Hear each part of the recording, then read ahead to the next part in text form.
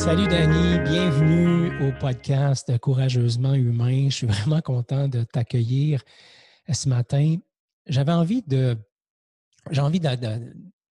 d'inviter des gens qui représentent pour moi le mouvement Courageusement Humain. Puis quand je pensais à tout ça, ton visage m'est venu à l'esprit parce que on se connaît de l'Institut de développement de la personne, on s'est croisés à quelques reprises là-bas. Et je me souviens de la qualité des échanges qu'on a eus à ce moment-là et par la suite. Fait que c'est pour ça que tu es là avec moi ce matin pour discuter de ton parcours et de ton apprentissage des dernières semaines, des derniers mois, des dernières années. Bon matin, Dani. Comment ça se passe pour toi? Merci d'abord et avant tout du privilège de pouvoir échanger avec toi dans tes nouvelles fonctions de podcasteux, on va dire ça comme ça. Je te remercie vraiment. C'est vraiment un honneur pour moi d'avoir la chance de partager encore une fois avec toi là, sur les items que l'on aime, bref, de la croissance humaine.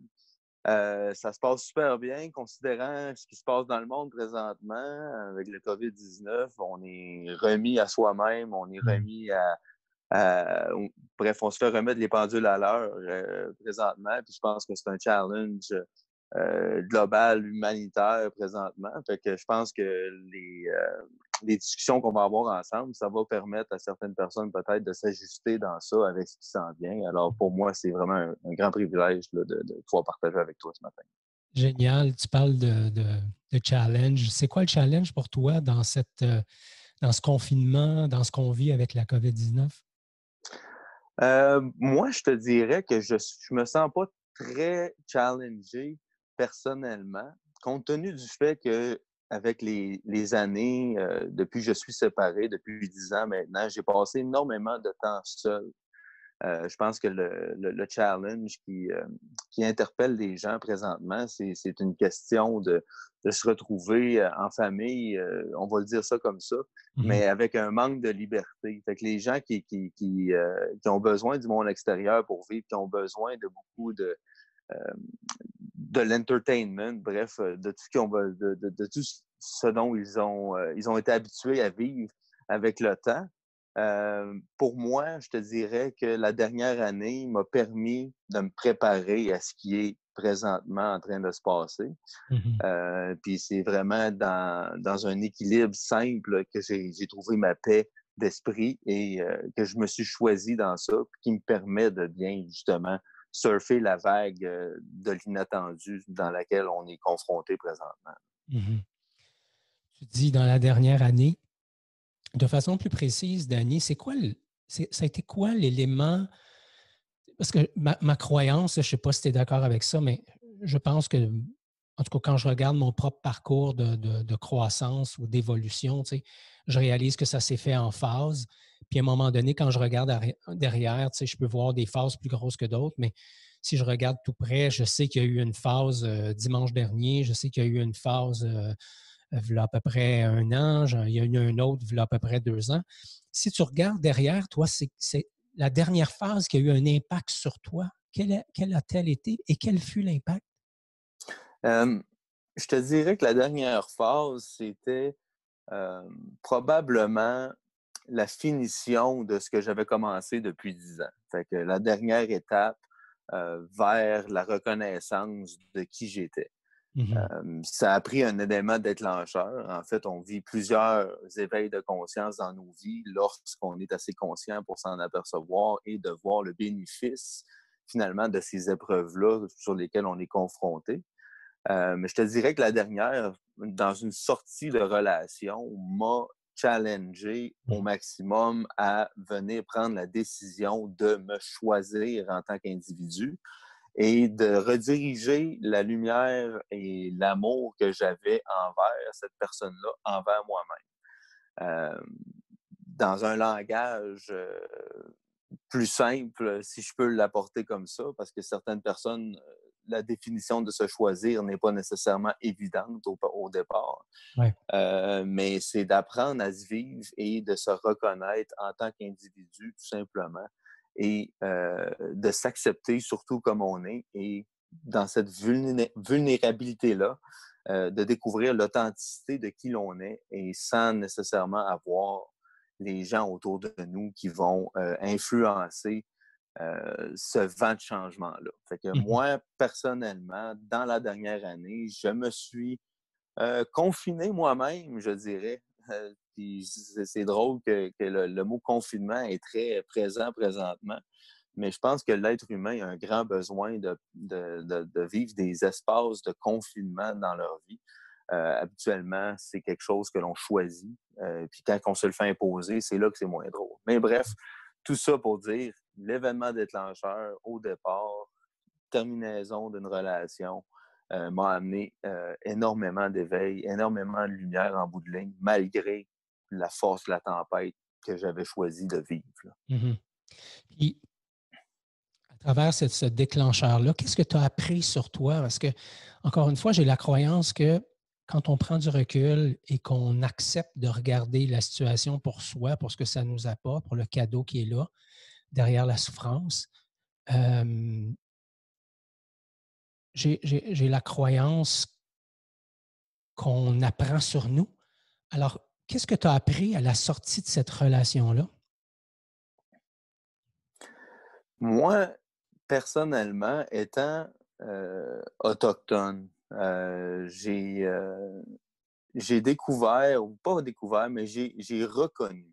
J'ai reconnu l'essence même euh, de ce que j'avais la chance d'avoir comme background, comme connexion.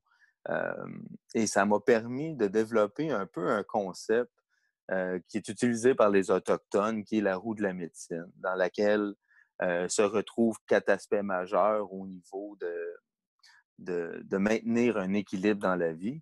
Bref, les Autochtones avaient déjà pensé auparavant à visiter le côté physique, émotionnel, spirituel et mental des choses.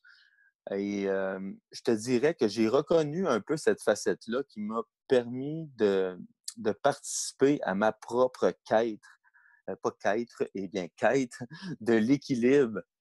Je pense que c'est une épreuve que chaque être humain vit constamment, recherche un moyen de voir où ça ne va pas bien dans leur vie et ont de la difficulté à se stabiliser dans les changements. Euh, la quête de l'équilibre, je dis toujours la quête de l'équilibre parce que je pense que c'est impossible personnellement d'être dans un équilibre parfait. C'est un espace de vie dans lequel on doit travailler chaque jour. Et c'est non pas dans l'intensité des choses, dans les pratiques que l'on veut se donner pour justement améliorer notre gestion émotionnelle ou notre gestion spirituelle, la reconnaissance de notre corps physique et notre gestion émotionnelle aussi. Fait que je pense que c'est vraiment une pratique quotidienne de petits éléments qui font en sorte que le résultat de mieux vivre, de mieux se choisir et de se reconnaître sont ancrés. Ça m'a permis, la dernière année m'a permis vraiment de reconnaître ces facettes-là et surtout de reconnaître ma racine autochtone euh, pour justement apprendre à mieux me vivre et de l'appliquer dans mon quotidien. Mhm. Fait que c'est des éléments qui sont présents. Je pense que les gens négligent beaucoup la simplicité des choses parfois et recherchent vraiment un événement miracle ou quelque chose de spontané qui va changer leur vie. Mais dans la reconnaissance de soi, quand on revient à la base des choses de la vie et qu'on l'on pratique quotidiennement, je pense que c'est une question de constance. Mhm. Les résultats n'ont pas le choix de venir. Fait que finalement, avec tout ça, je suis plein de reconnaissance et de gratitude d'avoir choisi ce chemin-là et de faire face à la tempête en étant surtout ouvert d'esprit euh, du fait que je ne connaissais rien de qui j'étais. Mhm. Euh, Tu c'est parlais ça. justement, tu Vas-y. parlais, Danny, excuse-moi, parce que tu as dit quelque chose de super important sur lequel j'ai envie de creuser un peu plus. Tu Oui. as dit, c'est important de retrouver l'équilibre entre les 4 facettes émotionnelles, physiques, spirituelles, etc. Ce que j'ai entendu, puis je peux être dans le champ, là, mais je vais valider avec toi. Ce que j'ai entendu, c'est que moi, quand j'étais en relation avec elle, je n'étais plus dans l'équilibre. C'est ça que j'entends. Est-ce que c'est ce que tu nous dis? Et si c'est le cas, en quoi tu n'étais pas en équilibre? Je pense que non seulement je n'étais pas en équilibre, je ne reconnaissais pas les facettes sur lesquelles je me devais de travailler. Tout simplement. Je pense que des fois, on pense que la vie, c'est... Oui, on a une vie qui est quand même... On a un chemin qui est quand même... Si on retourne vers l'univers, on a un chemin qui est quand même prescrit selon les apprentissages, les fils de perception que l'on a. Euh, je pense que je ne savais pas vivre, tout simplement. Je ne savais pas vivre dans mon identité. Je ne savais pas vivre dans la simplicité, dans ce qui avait vraiment de la valeur pour justement me sentir mieux et pour être capable d'avancer dans un apprentissage qui m'était carrément méconnu. Mhm. Présentement, je pense que c'est juste de le reconnaître au départ que les gens autour de nous sont là pour nous faire justement nous conscientiser nous-mêmes sur vraiment ce qui se passe. Il faut être prêt à écouter et entendre et comprendre soi-même et de voir la valeur des relations qui nous sont données. Que la relation soit toxique ou que la relation soit bienfaisante ou quoi que ce soit, chaque petite rencontre va venir nous apporter un aspect. Des fois, ça prend beaucoup de courage de reconnaître justement les gens que l'on croit qui nous ont chamboulé la vie ou qui nous ont défiés à un maximum, qui ont pesé sur nos pitons, qu'on va dire, ou quoi que ce soit. Mais en se retournant vers soi-même, moi, dans mon cas, j'ai découvert ces facettes-là qui m'ont permis de voir où je manquais d'équilibre, justement. Mhm. Puis, c'est je pense que juste un peu de reconnaissance envers nous-mêmes, dans qui on est et de voir les choses dans une façon tellement simple. Euh, parce que la simplicité, ça fait peur aux gens dans un certain sens, parce qu'on ne croit pas que la simplicité des choses ou des changements ou des gestes que l'on peut poser pour soi-même va avoir un impact. Euh, je, je suis un grand amateur des gens qui pratiquent ce que les autres ne veulent pas nécessairement faire. Parce que simple ne veut pas dire facile dans un Mhm. sens. Et quand on fait un apprentissage et qu'on veut apprendre à se connaître davantage, faut être prêt à tout. Il faut être prêt à comprendre qu'on avance, qu'on ne comprend pas nécessairement la valeur de tout ce qui se passe autour de nous. Mhm. J'aimerais ça qu'on soit concret. Tu dis, c'est important d'embrasser la simplicité puis de faire ce que plusieurs ont pas envie, entre guillemets, de faire ou qui ne trouvent pas la façon de faire ou le courage ou la force de faire. Tu parles beaucoup de simplicité. Concrètement, comment tu appliques la simplicité dans ta vie d'aujourd'hui? Si on veut donner des trucs à ceux qui nous écoutent, on se fait dire à tous les jours, c'est important de simplifier, de ralentir. OK, parfait. Concrètement, Dani, si tu nous aidais en nous donnant un, deux trucs que toi, tu appliques au quotidien qui te permet d'aller dans la simplicité. De, de, de, En partant, c'est juste de profiter de sa propre présence. Puis comment qu'on peut faire ça? Profiter de sa propre présence. C'est s'occuper de tous les corps qui nous sont donnés. Bon, le corps physique, comment qu'on s'en occupe du corps physique? On en parle et on en parle et on en parle. Les gens devraient bouger, les gens devraient s'entraîner, les gens devraient participer, faire des sports, Bien manger. vivre la vie, bien manger, vivre la vie active. Faire les gestes pour eux. Bon, de base, Et ça, les tu le gens. fais. Ça, c'est quelque chose que je maîtrise, que je maîtrise maintenant. Ça ne veut pas dire que c'est pas challengeant et que ça me Mhm. tente à chaque jour, mais j'ai compris le bénéfice. Alors, plus souvent qu'autrement, je vais faire de l'exercice justement parce que je sais que le sentiment et je comprends les bienfaits de s'occuper de son corps qui sont autres que de la perte de poids. Ouais. Je veux dire, il y a 50 bénéfices à s'entraîner au niveau du corps physique. Mais les gens voient ça comme un fardeau. Pourquoi? Parce que, un, ils ne se croient pas en forme. assez pour le faire. Tandis que c'est une roue qui est pas facile nécessairement à comprendre au départ parce qu'ils disent « Ah, c'est certain que tu t'entraînes, tu es en forme. » Mais je suis en forme parce que je m'entraîne.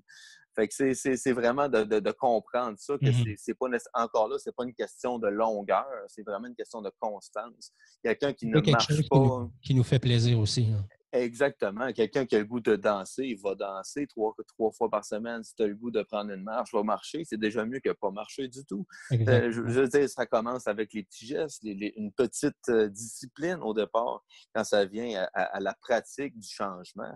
Les choses, c'est pas nécessairement de se les imposer, mais il faut faire les choses avec discipline jusqu'à temps que l'on développe l'habitude et qu'on comprenne le bienfait en le vivant, tout simplement.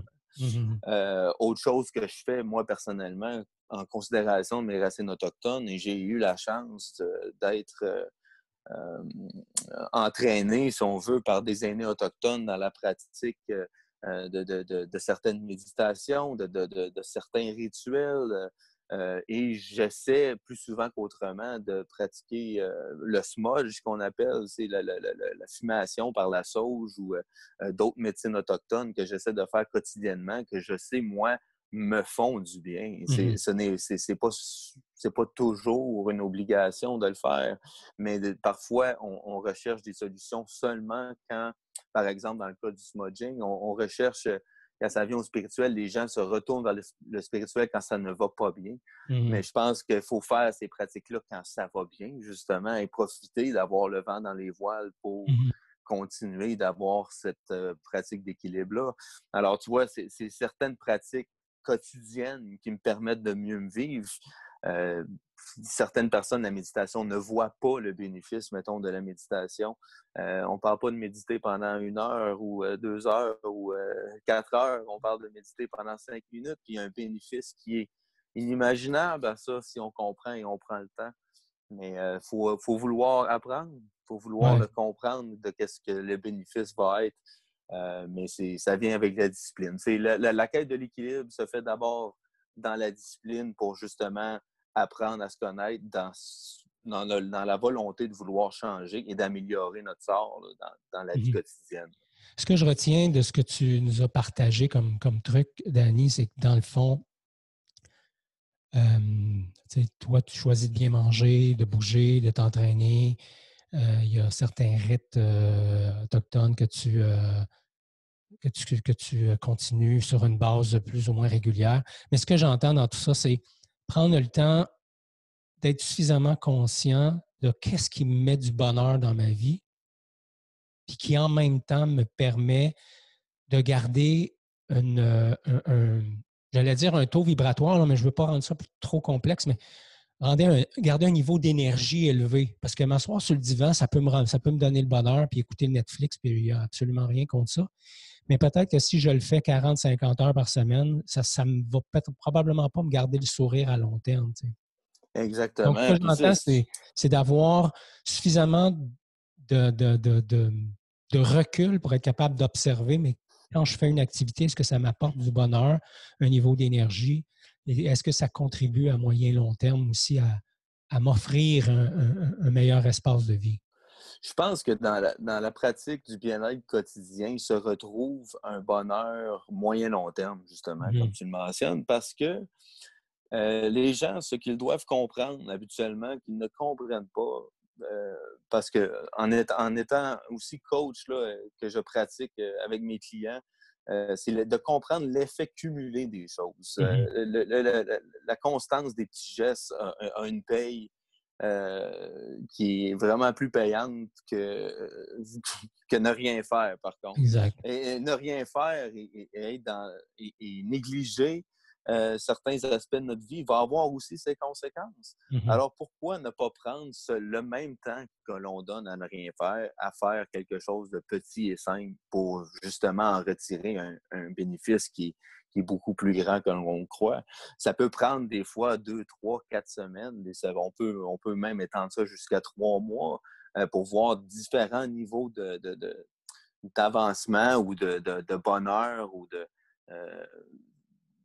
challenge qu'on a surmonté, de choses qu'on n'était pas capable de faire être fier de soi dans ça sans sentir de culpabilité de ne pas avoir exécuté une certaine journée. Mais c'est vraiment l'effet cumulé des choses qui fait en sorte qu'on est bien dans ça. Mais ça commence par la petite pratique quotidienne, tout simplement. Je m'en voudrais de ne pas aborder le sujet de la monoparentalité avec toi. Souvent, on le fait avec les femmes, puis c'est super, mais tu es un papa monoparental, donc tu as un garçon. Comment ça se passe, cette dimension-là? Est-ce que ça a été naturel dès le départ? Est-ce que ça a été plus compliqué, puis c'est quelque chose que tu as développé? Parce que je sais que tu as une relation vraiment particulière avec ton fils. Fait que si tu nous parlais de comment tu vis ça, la monoparentalité. Je te dirais que j'ai toujours été une personne, dès mon jeune âge, j'étais près des enfants. J'avais des cousins qui étaient très jeunes. J'ai toujours été près d'eux. Je pense que j'ai toujours eu une facilité. J'ai eu une très bonne famille de ce côté-là. Même dans ma famille élargie, les enfants ont toujours pris énormément de place. Alors, quand je me suis séparé, il y a 10 ans, de la mère de mon fils, ça me faisait pas peur. Ça me faisait pas peur de m'en aller à une semaine sur deux et de réaliser à quel point, j'avais peut-être plus de responsabilités à ce moment-là, durant cette semaine-là. Je devais jouer le rôle de papa et maman. Mais je pense que j'ai développé des capacités en moi, quand même, que je ne croyais pas que j'avais. Il y a certaines facettes de ma vie que j'ai dû changer. Comme quoi, Euh, exactement?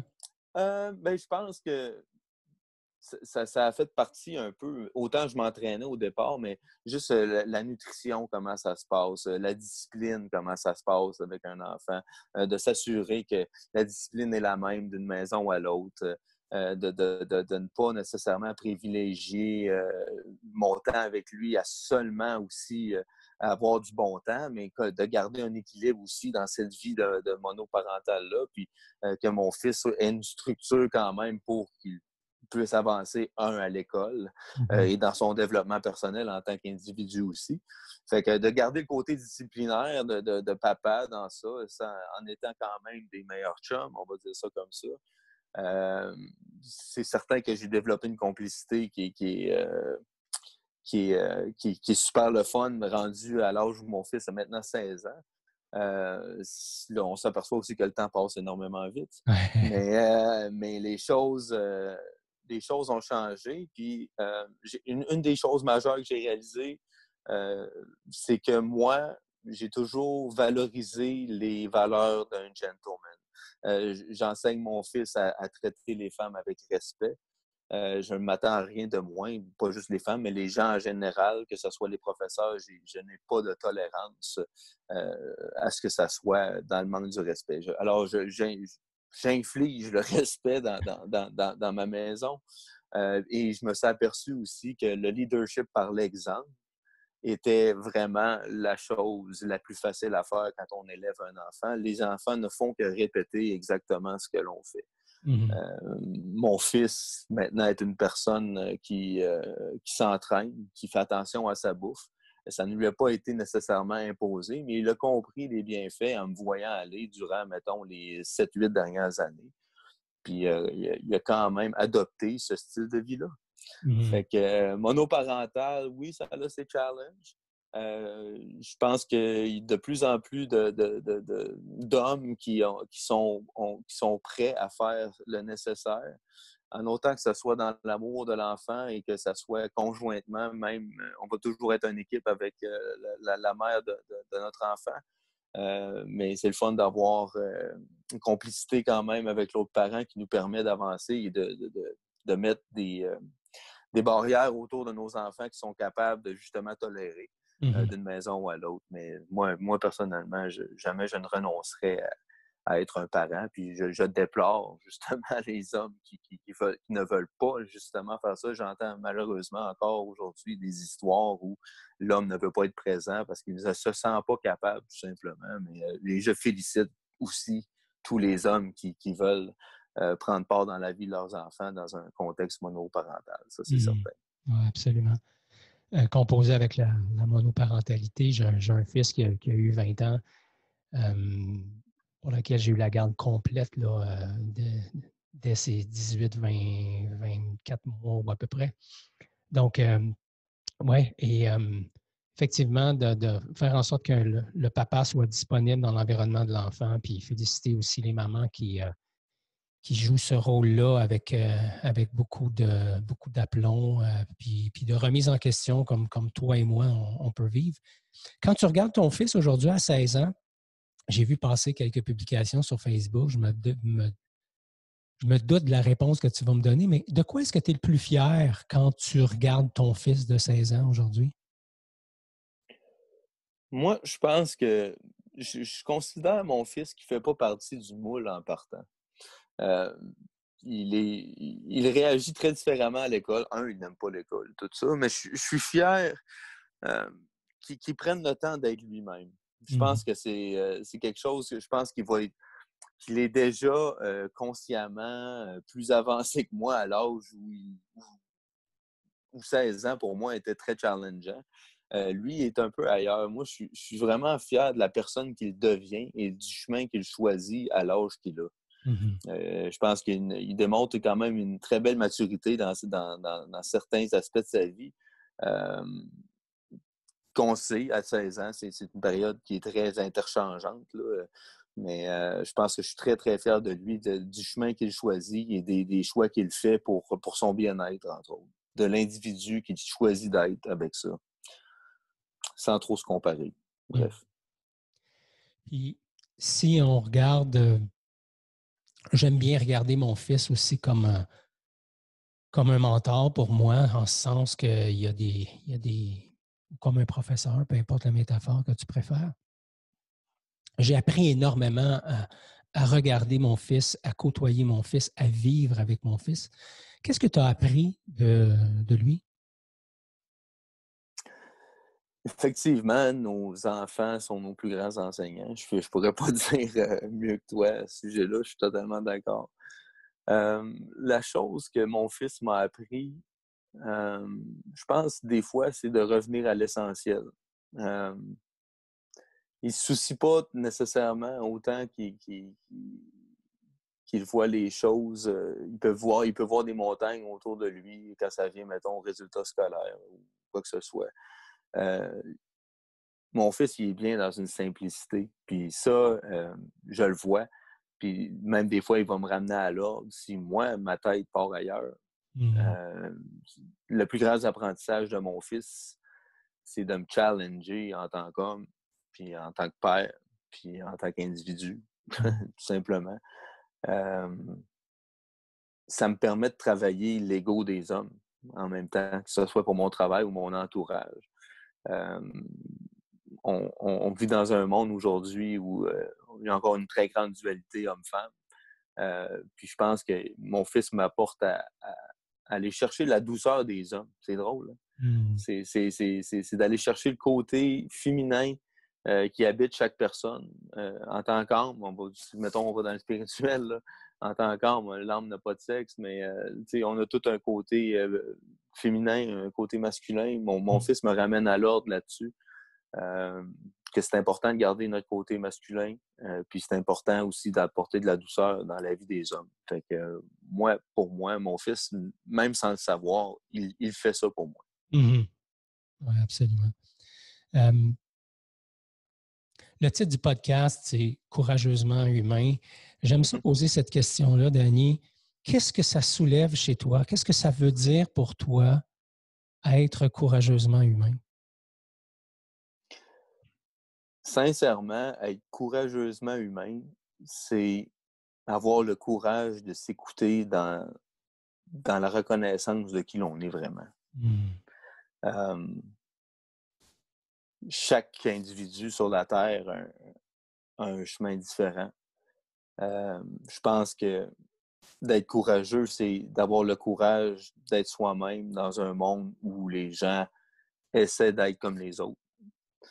Euh, Dans la peur d'être acceptés de la façon qu'ils sont, ou des fois, je pense que c'est seulement une petite question euh, vraiment de reconnaissance là, de qui l'on est. De choisir vraiment qui l'on est par-dessus tout nous permet de mieux se vivre dans une société qui est dans le comparatif toujours. C'est d'être courageux, d'aller profondément en dedans de soi, reconnaître les valeurs qui nous sont profondes, reconnaître notre identité, reconnaître notre background génétique. Moi, je suis autochtone à moitié, québécois, français de l'autre côté.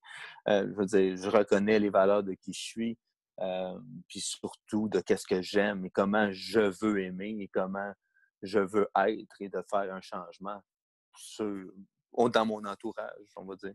Mm-hmm. Mais je pense que ça demande du courage de se reconnaître, tout simplement, de juste être, puis de se faire confiance dans ça, puis d'accepter les différences des gens. Mm-hmm. Dernière question pour toi. Tu as sauté le mur de la quarantaine récemment. Si tu regardais le jeune homme, le jeune Danny de 20 ans, puis que tu avais un conseil à lui donner, qu'est-ce que ce serait? C'est drôle parce que je pensais à ça dernièrement aussi, où j'étais, où je me voyais maintenant par rapport à qui j'étais, mettons, il y a 10 et 20 ans même. Je pense que je dirais au Danny de 20 ans, en ligne tes flûtes davantage, mais regrette rien. J'ai fait beaucoup, beaucoup d'expériences dans ma vie, dans ma vingtaine, mais je pense que ça serait juste, si je pouvais dire, c'est reconnais-toi pour qui tu es à 20 ans. De ne pas prendre un autre 20 ans, justement, pour le comprendre. Puis je pense que plus tôt que tard, même s'il n'y a pas ça n'a pas d'importance où on reconnaît et on avance, mais j'aimerais y transmettre l'apprentissage que j'ai aujourd'hui pour qu'il soit capable de mieux se vivre, sachant très bien après quoi j'ai passé dans les 20 années après 20 ans. Ouais. Cool. Merci beaucoup, Danny. Si jamais les gens qui nous écoutent voulaient entrer en contact avec toi, c'est quoi la meilleure façon de te rejoindre? J'ai une page Facebook qui probablement, j'avais un site web auparavant, mais bon, j'ai décidé de changer ma façon de faire les choses. Alors présentement, c'est Danny Basque sur Facebook. J'ai une page d'entreprise là-dessus. Parfait. Toujours danny.basque@gmail.com si jamais, dany.basque@gmail.com. Génial. Puis moi, je vais mettre ces informations-là dans les notes aussi de l'épisode. Merci, Danny. Merci d'avoir joué le jeu avec moi. Je trouvais ça hyper intéressant. Je repars avec toute l'importance que tu apportes à la reconnaissance de soi, à la simplicité des choses, à la discipline. Puis j'entendais pas discipline dans le sens qu'il faut que ça fasse mal, mais plus dans le sens de rigueur, de petites choses qu'on fait avec aplomb, ou en tout cas en gain d'aplomb, jour après jour, semaine après semaine, et avec le temps, ça devient quelque chose d'intégré, ça devient quelque chose de simple. Alors, je repars avec ça. Je repars aussi avec l'image d'un gars qui a su être un modèle inspirant pour son fils et qui a aussi su s'inspirer du modèle que son fils était aussi. Alors, je trouve ça super, super agréable. Merci d'avoir joué à ce jeu-là. Ça a été un bon moment pour moi. Pareillement, Ghislain, c'est toujours un plaisir, un privilège de discuter avec toi, puis au plaisir d'une prochaine capsule. Good. Bonne journée.